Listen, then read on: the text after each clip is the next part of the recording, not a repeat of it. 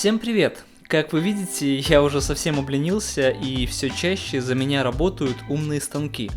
А если серьезно, то я стараюсь не стоять на месте, и тут без помощи технологии не обойтись. Сегодня я расскажу про процесс создания карты путешественника версии 2.0. В основе будет лежать фанера, на которую лазером наносятся контуры карты. Для того, чтобы потом не придумывать, на какое место приклеивать тот или иной континент. Затем располагаем все участки суши на свои места. Даже не представляю, как это можно сделать без заранее нанесенной гравировки. Также я решил уделить внимание мелочам и разместил даже очень мелкие, казалось бы, незначительные острова. Но в целом эти детали круто дополнят карту. После того, как все расположилось на своих местах, просверливаем отверстия в каждой стране на карте. Потом туда будет проведено оптоволокно, и страны будут подсвечиваться разными цветами, в зависимости от того, посещалась эта страна или нет. Про эту технологию я подробно рассказывал в предыдущем видео по созданию карты версии 1.0. Ссылка есть в описании. Для того, чтобы подчеркнуть гравировку, я немного тонирую фанеру, а потом мелкой наждачкой стираю верхний слой. Таким образом, тонировка остается в углублениях и гравировка отлично выделяется. И затем покрываю всю карту прозрачным матовым лаком.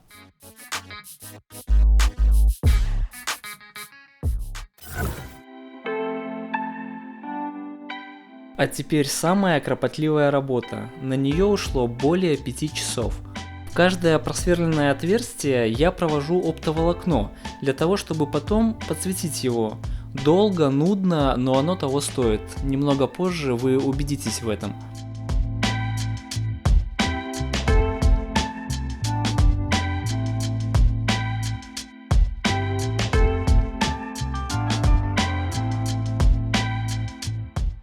Именно вот так вот выглядит 5 часов работы с обратной стороны.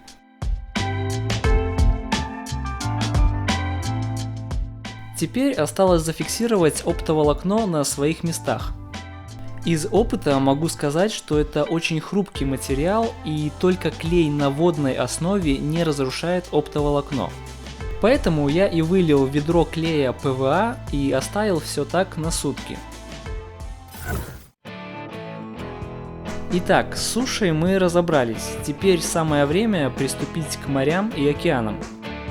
Для того, чтобы эффектно создать имитацию воды, в основе должна лежать сильно подкрашенная смола. Это создаст эффект глубины и спрячет под собой деревянную основу. Карта будет заливаться в два этапа. Первый слой – это подложка, и делается она только для того, чтобы задать фон.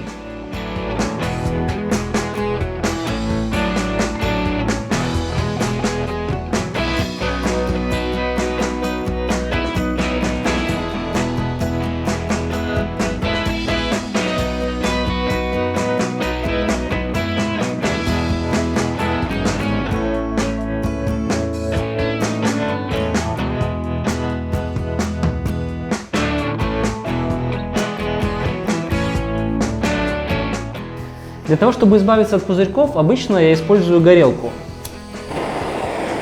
Но сегодня это не вариант, потому что на карте есть деревянные элементы, и горелка их может испортить. Поэтому пришло время приобрести строительный фен. Выбор фенов просто огромный, поэтому я решил сравнить конкурентов, почитать отзывы и определиться. Проще всего это сделать при помощи e-каталога, чем мы, собственно, сейчас и займемся. В итоге я рассмотрел много вариантов, почитал отзывы и пришел к выводу, что для моих целей нужен самый обыкновенный и дешевый фен, и переплачивать особо нету смысла. Поэтому я определился на бюджетной модели, заказал его, заодно и протестим, как долго он проработает. На выбор есть несколько способов доставки. Я выбрал доставку курьером. Курьер, ко мне. Спасибо. Теперь, когда у нас есть необходимый инструмент, мы можем продолжить работу. Наконец пришло время к финальному слою. Для него я использую уже слегка подкрашенную смолу и смолу с белым красителем. Ссылки на конкретно этот материал есть в описании.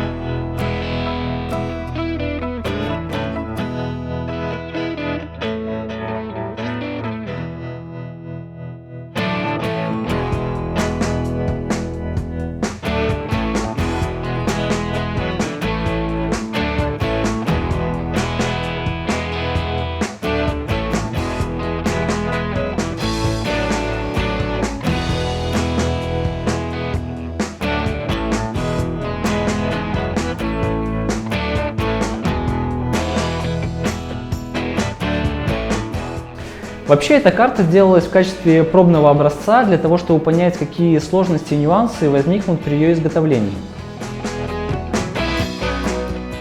Сложностей было много, и про них я расскажу немного позже в рамках нового формата на нашем канале. Так что подписывайтесь, оставайтесь с нами, чтобы не пропустить кое-что интересное.